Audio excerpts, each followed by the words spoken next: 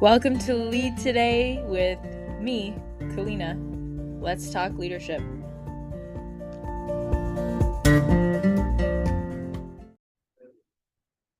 Welcome, everyone. Today we're continuing along the series about my book, Memorable: Lessons to Leave a Legacy. If you're new to the series, we're essentially going through every chapter of the book and talking about why it's in the book, what's important about it, some questions to consider. If you have the book, maybe you have your note-taking tool and you're using this alongside reading it to go through and answer some questions for yourself and get some more clarity on the subject matter.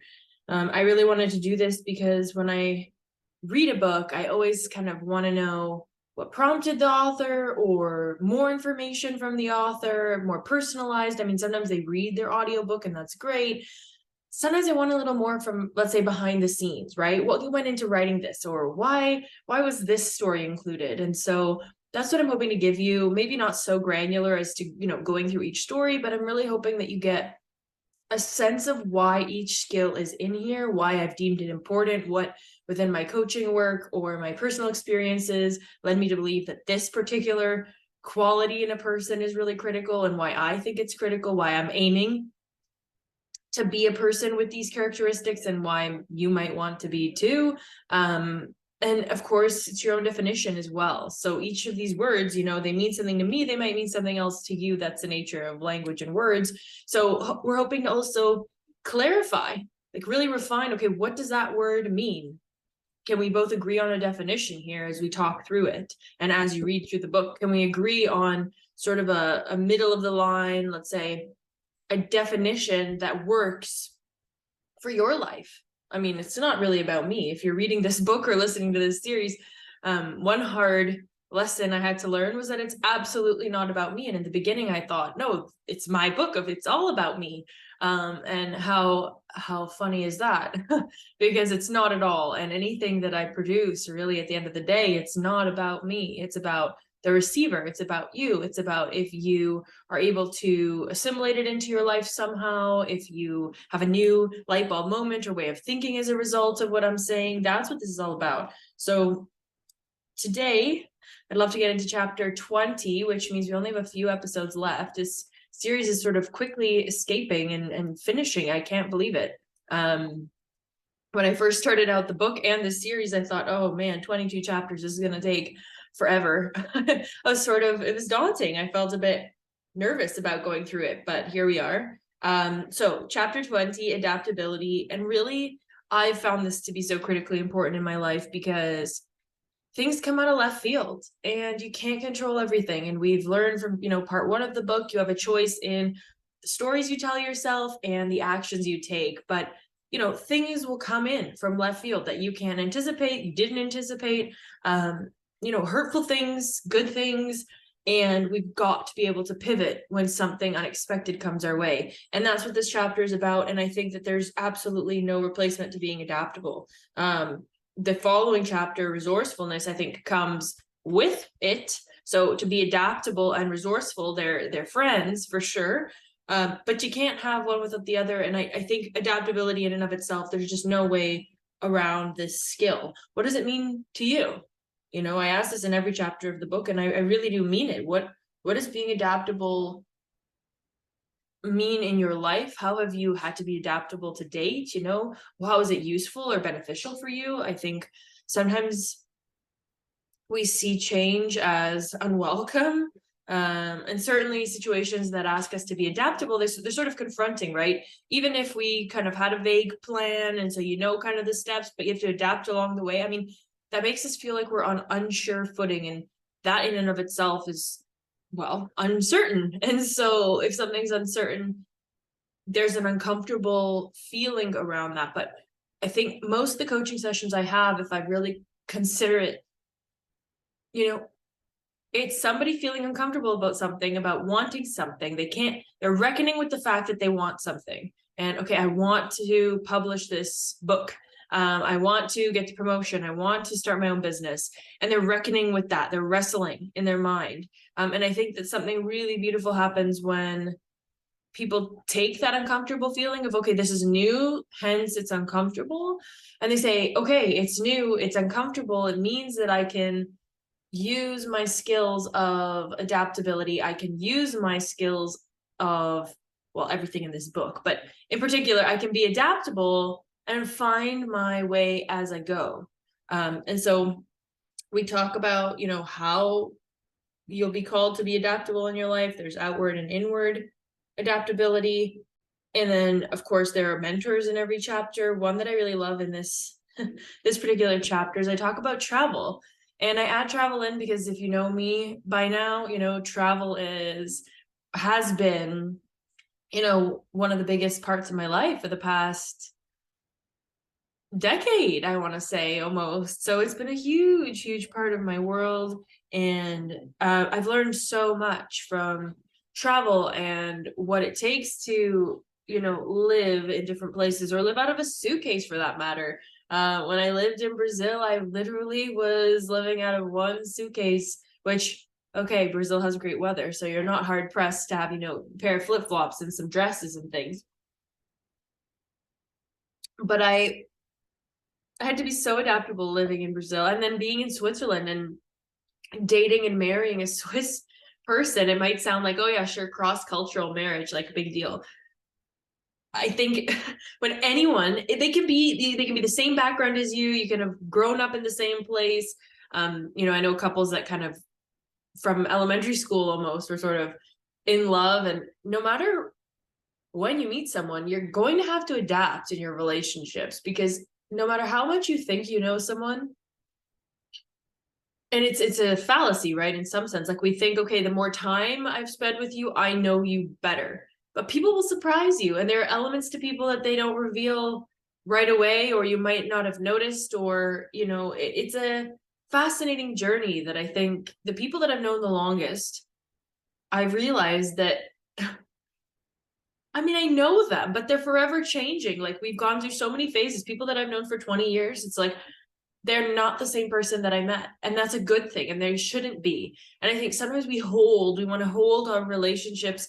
This is what you are. This is who you should be. This is what you represent to me. And so we hold people into this identity that we've created for them or that we see them as. And it can be really limiting. Like I can think of some relationships where I'm generally extroverted. Like I do like to talk to new people. I'm generally friendly, but I'm not always high energy. I'm not always wanting to have a conversation. I'm not always that way. But there are certain relationships in my life where people, they see me as extroverted or high energy or brave or courageous. And so we almost feed off of each other in that sense. And so I have to be this way when I'm around them. I feel like I fit a role. And if that role has been so defined over years and years and years that's my role and that's who I need to be. And so it's interesting because adaptability is also adaptability of mind, adaptability of relationships, of understanding that, if someone's your friend or you've known them your whole life, the relationship is going to change. And that's okay. And so I think adaptability, everything in your life is forever changing. So the question I have for you today is, where in your life are you maybe a bit too structured, right? We talked about structure in a previous episode, and there's space for structure and control. But where are you maybe too structured? Where in your relationships, in your thinking, in the way that you operate day to day, have you become very rigid, very structured to the point that if something was to happen outside of your control, something unanticipated were to come in, you would be completely knocked off your feet? I think we've noticed this over the past few years where we felt really out of control in a lot of ways, and that brought about feelings of hopelessness, helplessness, not a good spot for a lot of people, mentally speaking. And it makes sense. If you're so comfortable and so set in your ways and so rigid, then when something comes up and it's outside of the box and the lens that you're used to looking at, then you're knocked off your feet. So how can you be adaptable, or where in your life have you become rigid? Those are some questions to definitely contemplate in this chapter. I've seen this quality come up for me again and again, whether it could be something with your health, the way that you live, your lifestyle, your food, your sleep. It could be your relationships. This could be in the way that you move your body. This could be in the way that you work. Adaptability, as with every trait in this book, I think is applicable to your whole life. So take a bit of a look. I mean, if you're listening to this episode and you sort of feel like, yeah, I'm set in my ways in these particular categories, maybe there's something that I could do to adapt, update. Your phone is constantly updating its software, as your laptop. How could you update your software a little bit in a sense of how it is that you're approaching things? I think, even going to the grocery store, you get okay, this is what I buy, this is what I eat, here's where we go on weekends, here are the friends we talk to, or here are the things I read, the news stations, whatever. Like, we get into a really set habit of consumption and travel. It really does a lot to bring us out of that, which is why I've loved it so much, because it's kept me on my toes. Now, there's another side of that. It's tiring. Being adaptable all the time can lead to burnout, right? We want, and our brain is constantly looking for things that we can rely on and depend on so that we can take off the load of having to have a new situation in front of us all the time. It's tiring as well. But I think for most people, most days, it's like you're running through the same habit loop of the same sorts of ideas, conversations, things that you're thinking about, things that you're doing, it's relatively similar, right? You're kind of habitually going through your day. It's something like, the figures change, but I've read things like your subconscious operates 90 to 95% of your thinking. Some people say a bit more even. So it's like you're really just going through the motions a lot of your life. Okay, 1, 2, 3, 4, 5. Here I have lunch. This is where I go for lunch. These are the things I do. So choose adaptability. Choose adaptability before it chooses you. And of course, it will still choose you. There are things that happen that you just can't anticipate, and that's okay.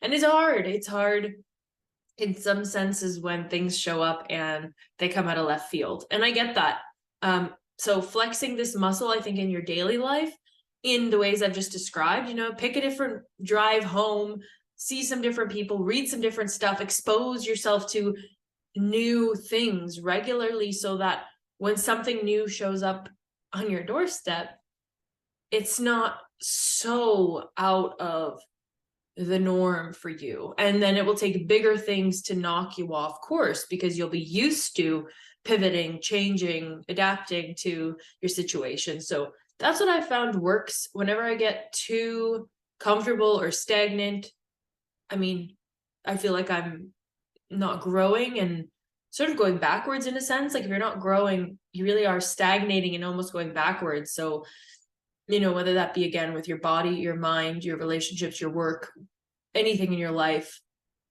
I say choose adaptability before it chooses you, or practice it as a muscle. I think that's the heart of this chapter. And you've got some ideas for how you can do that in your career and otherwise in the book. So of course, I encourage you to buy the book, whether it's an ebook or the hardcover or a paperback that will be coming out as well. And then there'll be an audiobook. So you'll have all the formats.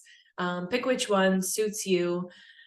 But I think going through the book and having all of the questions in a structured way within the book, and even listening to this alongside it, is probably the best I can do. I can kind of hint at the fact that we're also discussing a workbook. So that might be something, because there are so many questions and different structures and things to think through. So a workbook might be on the horizon as well. But first things first, I say, get the book. Listen to this whole series if you aren't following along in order, which is totally okay. I get that, picking and choosing which topics interest you. One thing I would say about that is, if there are certain subjects, certain chapters that you're avoiding, they might be the best for you. So that's something to think about as well. If you haven't listened to the other episodes, or if one really resonated with you, go back, ask yourself those questions again, consider how you've implemented the change in your life. I think with books and listening to things, right, the second or third time you listen to something, you always get something new. So I really hope you're enjoying this series. I encourage you to buy the book to go alongside it. And I'll see you next time on chapter 21. We're talking resourcefulness, which again goes hand in hand with adaptability. So hope to see you next time, and take good care until then.